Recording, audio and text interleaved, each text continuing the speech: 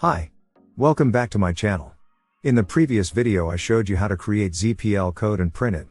In this video I'll show you how to create dynamic ZPL labels and preview them directly in the Node-RED dashboard. Let's get started.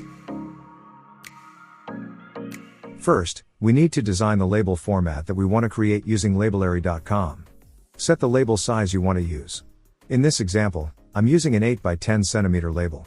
Next, create the ZPL code so the output matches the label format you want.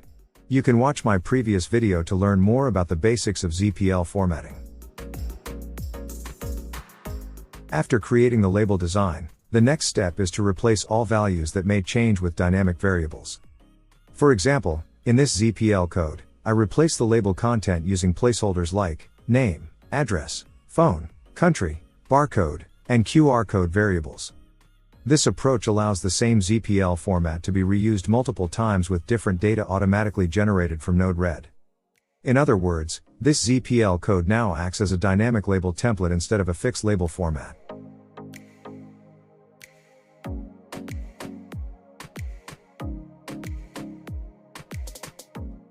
For reference on how to display a ZPL print preview, you can visit the official Labelary API Documentation page. Labelary allows us to convert ZPL code into preview images automatically using an API. So instead of printing directly to a Zebra printer, we can first preview the label design, validate the layout, and make sure all dynamic data is displayed correctly. In this tutorial, we'll use the same concept inside Node-RED dashboard to create a live ZPL preview. Now, let's move into the Node-RED flow. In this flow, the inject node is used to initialize the template automatically. Then, the function node contains the full ZPL template code with all the dynamic placeholders. After that, the change node saves the template into a flow variable, so we can easily reuse and access the same ZPL format from other nodes without rewriting the code multiple times.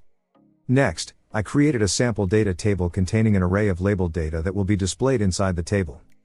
In a real implementation, this data can come from a database, ERP system, API, CSV file, or any other external source.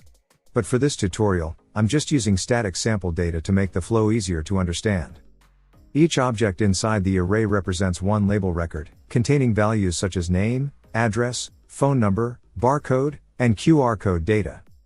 Then, the data is displayed using the dashboard table node, allowing users to select which label they want to preview or print dynamically. Next, the getZPL function node takes the generated ZPL code and stores it into message payload as a string format. Then, the HTTP request node sends the ZPL code to the Labelary API using a POST request. Use the Labelary API URL based on your label size and printer DPI settings. In this example, I'm using an 8 dpmm printer resolution with a label size of 3.15 by 3.94 inches. Follow the header settings optionally. You can also add the X rotation header to rotate the preview image if needed.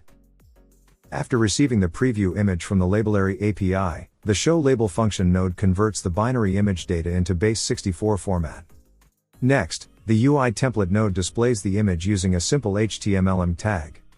The image source is bound directly to message payload, so every time a new ZPL preview is generated, the preview image updates automatically in the dashboard. Next, after the ZPL code is generated, the flow saves it into a flow variable called ZPL. Then, a dashboard button is used to trigger the print process. When clicked, the flow retrieves the stored ZPL data, converts it into buffer format, and sends it directly to the Zebra printer using a TCP connection on port 9100. This allows users to preview and print labels directly from the Node-RED dashboard. And this is the final result. The table contains multiple data records that will be used to fill the label dynamically. Then, when a user selects one of the table rows, a pop-up window appears showing the generated label preview based on the selected data. Inside the pop-up, there is also a print label button that allows users to print the selected label directly from the dashboard.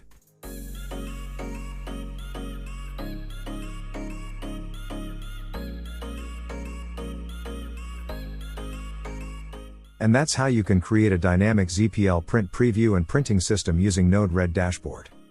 I hope this tutorial is helpful, and thank you for watching. Don't forget to like, share, and subscribe this channel. See you in the next video.